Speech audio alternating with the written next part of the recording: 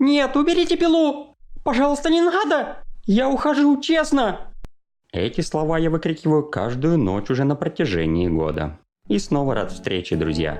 Меня зовут Сергей. В прошлый раз мы с вами виделись год назад, когда со мной произошла жуткая и необъяснимая ситуация. Для тех, кто не знает, я советую посмотреть предыдущее видео, чтобы вы поняли всю запутанность этой ситуации. Если вкратце, то я забрался в дом, который стоит напротив моего, нашел внутри мясо, непонятно кого, а когда хотел выйти из дома, я попадал обратно внутрь. А в конце мне то ли показалось, то ли нет, но на меня напал дед с бензопилой.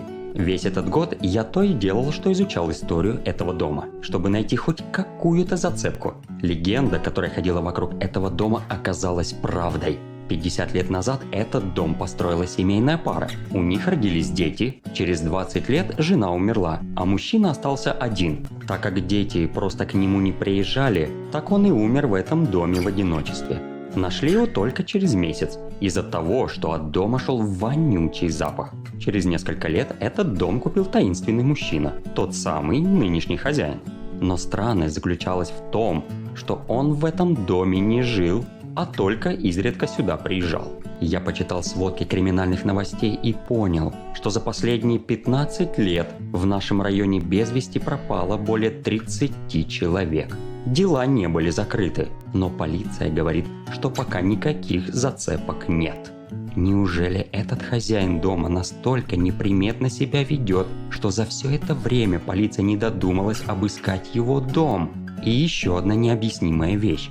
Если в доме действительно что-то есть, тогда почему в него так легко попасть? Ведь дверь-то открыта. Я снова отправился в этот дом, чтобы все тщательно осмотреть. Слава богу, я родился не с кривыми руками и смог отключить сигнализацию. В целях безопасности я взял с собой газовый баллончик и шокер. После прошлого раза я ощущал здесь невероятный страх. Но все равно очень тихим и медленным шагом я начал ходить по дому. Зашел на кухню. Там, как обычно, в холодильнике было свежее мясо, непонятно кого, и очень сильно воняло. Я вспомнил одну вещь. В прошлый раз я обыскал весь дом, но так и не был в подвале. Там было достаточно жутко, поэтому я туда не лез. Но сейчас я должен проверить и его. Я открыл люк и сразу отпрыгнул. На меня залезло 1000 маленьких пауков. В этот момент меня начало бить дрожь от страха. Собрав все силы в кулак, я спустился в подвал. Там было невероятно сыро. И было такое чувство, что здесь уже 1000 лет никого не было. Я включил фонарик, который взял с собой, и окаменел от увиденного. На стенах висели старинные фотографии, на которых были изображены люди с жуткими лицами, а над рамками подпись тех, кого больше с нами нет.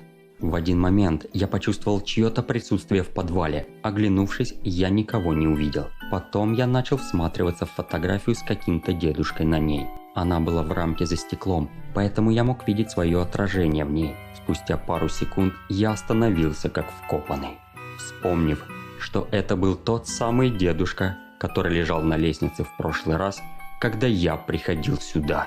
Вдруг в отражении я увидел кого-то позади себя.